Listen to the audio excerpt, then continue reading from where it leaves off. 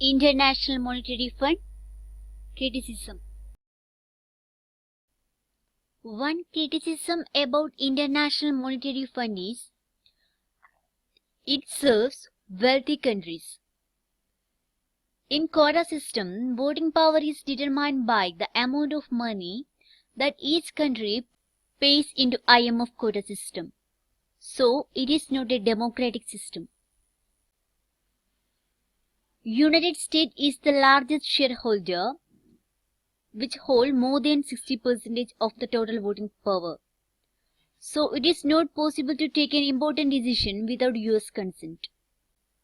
The 2010 reform was not able to pass without US approval because 85% of the approval is needed for reform. And American holds more than 16% of voting power.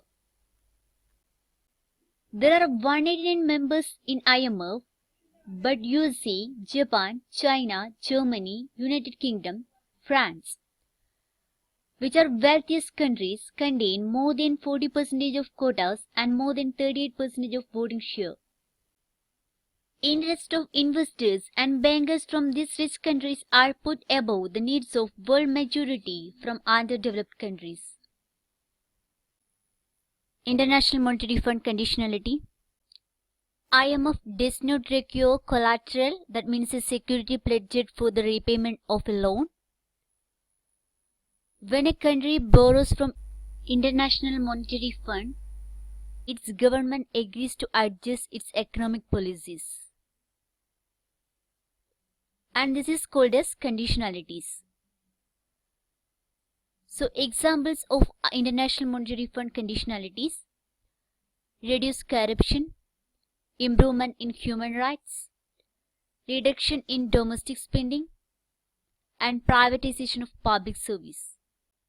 And this I have discussed in previous video.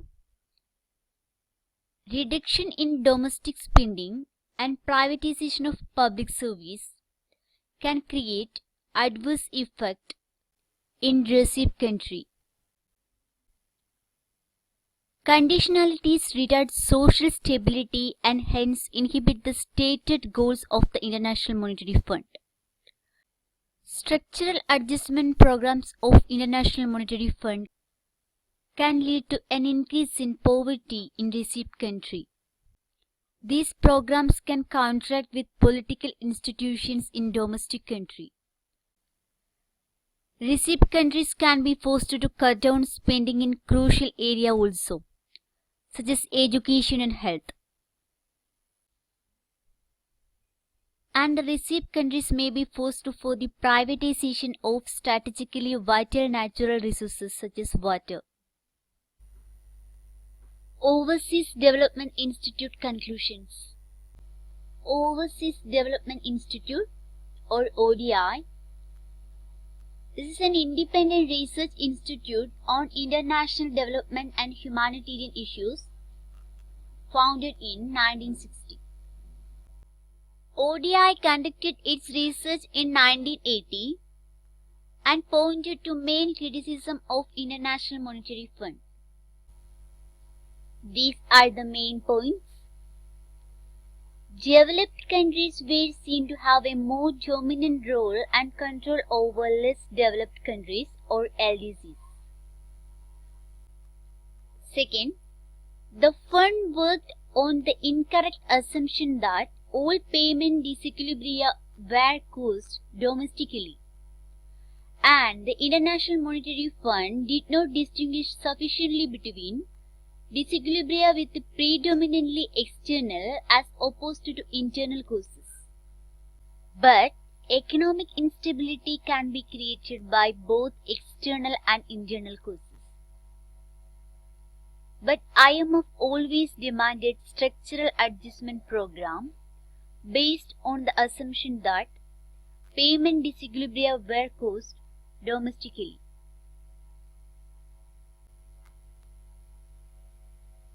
So IMF did not distinguish sufficiently between disequilibria with predominantly external as opposed to internal causes. This criticism was voiced in the aftermath of the 1973 oil crisis. and this complaint was raised by G24.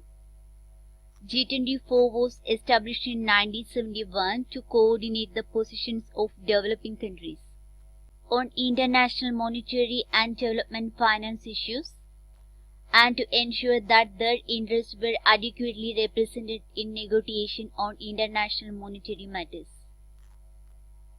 So, the G24 was established to coordinate the position of developing countries. It is not an organ of the IMF, but the IMF provides secretariat for the group. And the third one, some IMF policies may be anti-developmental. The report said that the deflationary effect of IMF programs quickly led to losses of the output and employment in economies where income were low and unemployment was high. That means some IMF policies may be against development. And the poor countries where income were low and unemployment was high had to bear this burden. The burden of the deflation is disproportionately borne by the poor.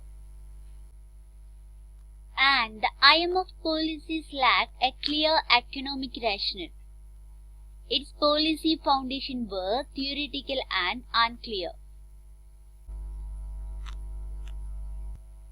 ODI conclusion were that the IMF very nature of promoting market-oriented approaches attracted unavoidable criticism. On the other hand, the IMF could serve as a scapegoat while allowing governments to blame international bankers.